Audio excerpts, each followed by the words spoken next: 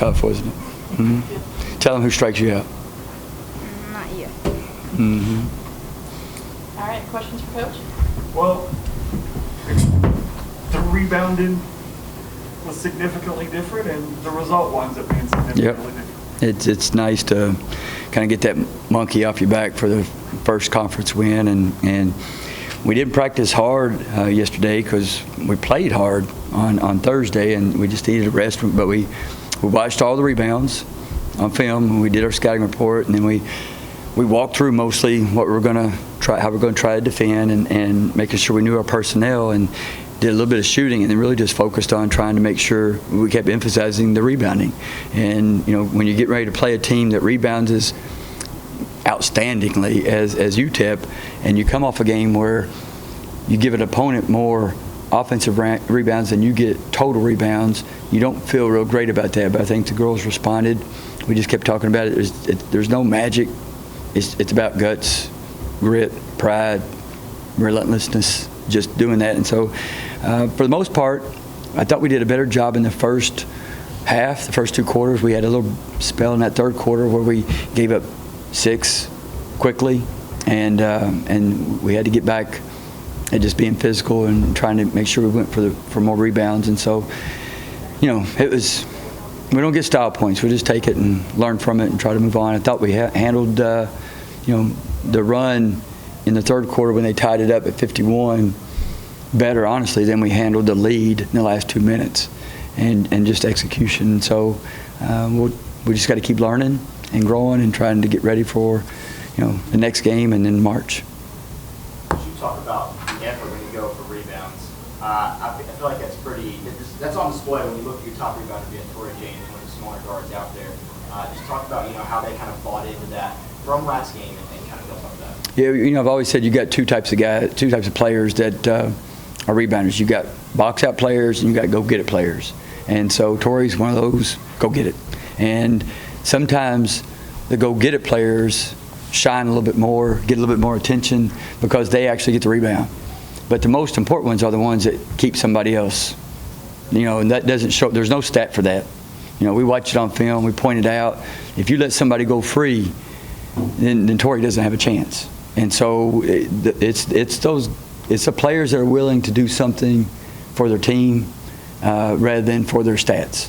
And we need Tori to go get those boards, but we need the other ones to box out and to keep great rebounders from getting to the boards. Coach, you talked about defense. You talked about a little bit about offense. I mean, starting off the game right off the tip and getting on the board. I mean, going on that double-digit run to open the game. I mean, that kind of lit a fire underneath them a little bit, but as well as saw more of them sharing the ball in this game and just with assists-wise and getting players set up in better positions and better shot selection. You're exactly right. Like we've watched film, we've talked. That's really how we played in the past, and that's how we practiced all summer and all fall is moving the ball. When you've got a bunch of new players, sometimes when the lights come on and there's a new team, you don't intentionally, but you maybe drift back to where your comfort zone is, what you've done in the past, and trying to get comfortable in something new takes time. And we just, we did that the other night. We just kind of over-dribbled the ball. It wasn't one player, it was all of us. Yeah, and we even talked at halftime, even though we had the lead going in to halftime on Thursday, it was almost like take a turn to dribble time. Like everybody, I pass to you, you dribble. You pass to Cole, Cole dribbles. Cole passes. Like everybody was taking, and that's not how you play offense. And now I'm fine with the drive if it's a straight line drive.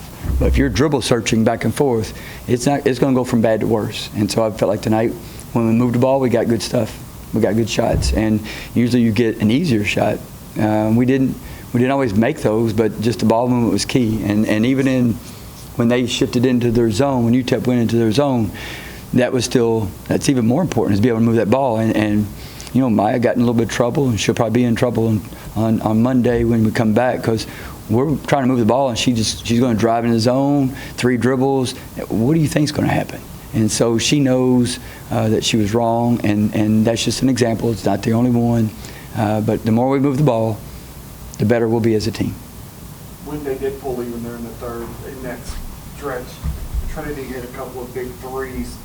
She's starting to kind of come into her own again offensively. how nice is that to see that maybe, you know, after battling through the injury and the stop and start, that maybe she's getting her confidence back with her shot, which is going to be more for you guys going forward. Well, and I'm thrilled to see Trin get some good looks and knock them down. The first part of that answer is Tia.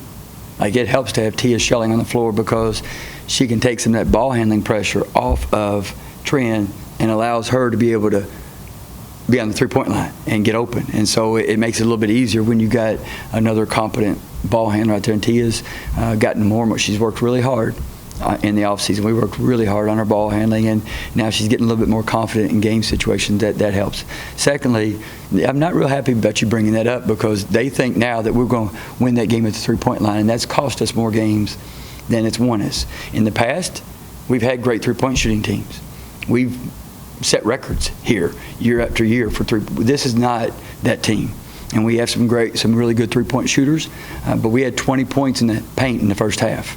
We finished with 30 points in the paint, and I know we won the game, and I want good three-point shooters taking those shots, but I want that ball to touch the paint more. And so I'm glad Callie Rose knocked down a couple, but she came out because she took two more, and we need to get that ball in the paint. And that's part of the reason that they made that run is we weren't punching that ball back inside and making sure we got lane touches. So I'm thankful they knocked it down, but we're not going to live and die there this year. But you get your first conference win today. How do you kind of, string together wins now off this first effort?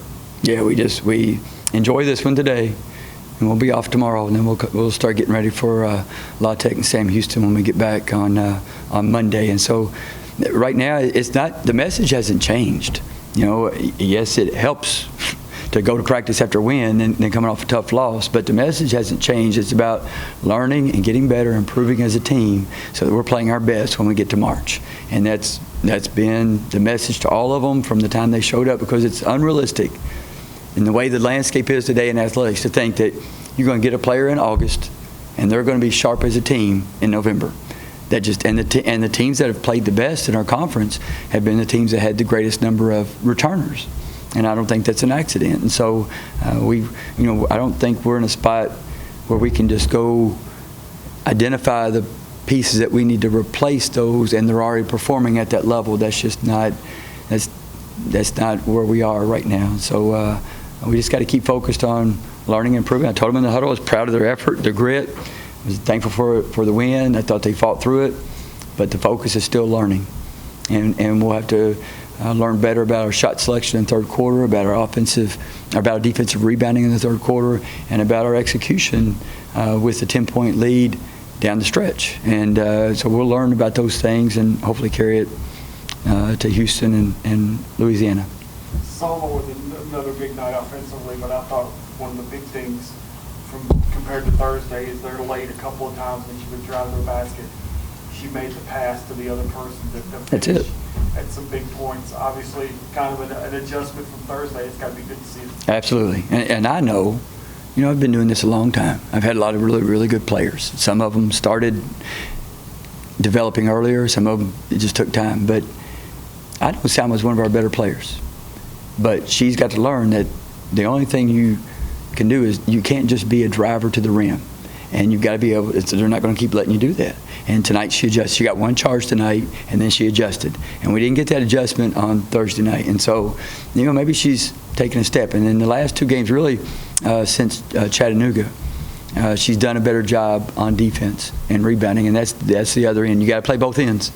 We're not one-dimensional where we just play players on one end and cover up for you. So she's got to play both ends. And I know she gave up the 1-3 tonight, but that was off of a rotation. She was helping and trying to recover, but that's way better. And so we need some. We're better with her on the floor. She's probably our best finisher off of drives, and so we need her to be able to make that little jump shot or get that little assist, and I thought she did a much better job of that tonight. Thanks, guys.